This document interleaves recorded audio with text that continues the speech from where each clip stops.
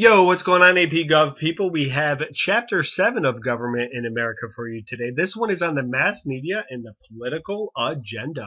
So let's start off talking about the mass media today. A media event is something that is used quite often by politicians, and this is set up in order to be covered. It is purposely set up. The media is known, is made aware of this, and the purpose is to gain media exposure for a candidate. And this is the very first media event in United States history.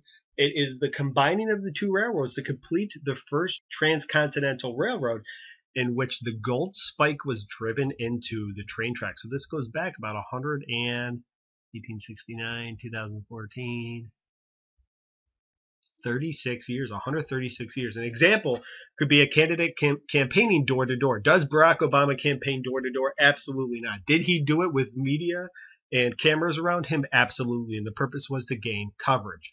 Now, 60% of campaign spending for presidents is spent on TV advertisements, and most of them is negative. And this is especially true in swing states. And I can personally attest to this. In 2012, in October, I went down to Ohio and I swung by my boy Henry Clay's house in Lexington, Kentucky. And Ohio is a notorious swing state. I cannot even begin to tell you how many signs I saw on people's lawns, how many TV ads I saw, and how many radio ads I heard. It was absolutely insane because Ohio is such an important swing state that could vote either Democratic or Republican.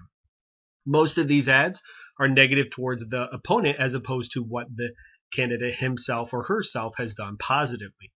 The image of the candidates is of the utmost importance, and they go to great lengths to make sure that their image is positive. So Franklin Roosevelt really changed the relationship between presidents and the media. He would give 2 press conferences a week to the media, and they were very grateful for this information. So grateful, in fact, that the press did not reveal that he was disabled. He had polio and was partially paralyzed, and most Americans had no idea of this. I don't know about you. I cannot imagine that happening today. One of those reasons it probably would never happen today is because the presses and Americans have turned on the presidency in particular. Events like Vietnam and Watergate helped change presidential press reporting. A president's personal life now has become fair game. And you saw this in the 1990s, the late 1990s, with Bill Clinton and Monica Lewinsky in that scandal. Investigative journalism is the idea that reporters investigate the truth of government officials, and they really dig deep. They don't just take the government for its word. And since 1960, coverage of presidents has become less favorable. There are 2 types of media you should be familiar with. The print media, which is newspapers and magazines, which is becoming less and less popular in recent years, and the electronic media, which includes TV, radio, and the internet, which is becoming more and more popular, especially the internet. So let's talk about the print media in detail. The First Amendment is instrumental in the media today, whether it is print or electronic. Citizens that read newspapers tend to be better informed than those that only follow the electronic media. Circulation of print media has declined in recent years. It's quite often you hear about different newspapers across the country are shutting down. And in part of that is due to the emergence of radio and television, and more importantly, the internet. Radio ownership is nearly universal in the United States, as is TV ownership. Now let's talk about the impact of TV on politics. Let's go back to the 1960 presidential election. Over here we have JFK, and over here we have Richard Nixon. Now, if you were listening to this debate on the radio, you probably would say that Richard Nixon won. Yet if you watched it on TV, you would say that JFK won. JFK came across as much more charismatic, much more at ease, much more calm, and Richard Nixon came across sweaty, out of his element, and looking very pale. So television has absolutely impacted politics. You also see this in the coverage of wars, especially the coverage of Vietnam. The more negative press there was about Vietnam, the harder it was for President Johnson to gain support of the American public. Now, the government can regulate electronic media. The FCC, or the Federal Communications Commission, we've talked about this in previous chapters, regulates TV, radio, phones, satellites, and cable. All right, let's go to broadcasting and narrowcasting. Broadcasting is a signal that is sent to a broad audience. These are like your free channels, the ABC, NBC, CBS's of the world. And narrowcasting is sent to a much smaller audience. This tends to be your cable channels, whether it's MTV, ESPN, cable news. Many young adults are more engaged in narrowcasting than they are broadcasting. So let's talk about the impact of the internet. The availability of information does not translate to acquisition of information. You could go on the internet and essentially learn anything you want to learn. That does not mean that people are more informed when it comes to politics. If anything, they are less informed. Blogs, however, have increased the influence of average citizens. And one thing that is unique about our country is we have a very large private control of the media. Many countries have government-owned news stations, for example, the British Broadcasting Corporation or the BBC from Great Britain. Public ownership does have its benefits, that the news is not as reliant on advertisers. They could just share the news and not be worried about covering a news story simply because they will get ad money for it. So let's talk about reporting the news. News is reported when it is different. It's not every day you see the same type of news stories. And look no further than Japan in 1992 when President Bush, George H.W. Bush, got sick and vomited in the leader of Japan's lap during a dinner. Many networks choose to air what is entertaining over what is necessarily informational.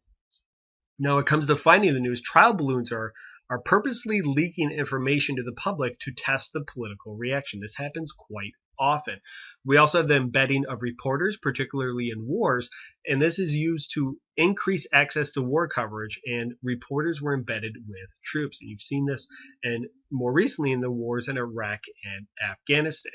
Now, sources wanting to expose the truth are rare, although it does happen.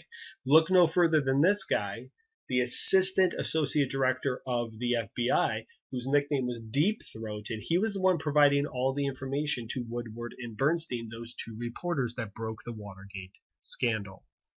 So let's talk about presenting the news. Most news coverage is superficial and lacks substance. So it's very, very wide, but not a lot of depth to it. More technology has not meant more coverage. Rather, the opposite is true. You are more likely to see sound bites of a speech than the speech itself. It's the more options you have, the less coverage there really seems to be when it comes to politics. During the 1992 presidential campaign, there was an average of 24.6 minutes per night of news devoted to it. In 2000, there was only 12.6 minutes per night. And I would guess there's even less in more recent years. There absolutely is bias in the news. There's bias in every aspect of life. Bias is advocating a certain perspective. I have a certain perspective. You have a certain perspective. Somebody else has a different perspective. It is part of human nature. The trick is identifying bias and realizing when you see it. The mainstream media is often accused of being liberal. That tends to be, when you hear about bias in the news, people tend to say that the news is biased to the left or the liberal point of view. The media can and absolutely does influence how the public views politicians. They are the ones that choose the stories and can increase attention to certain problems.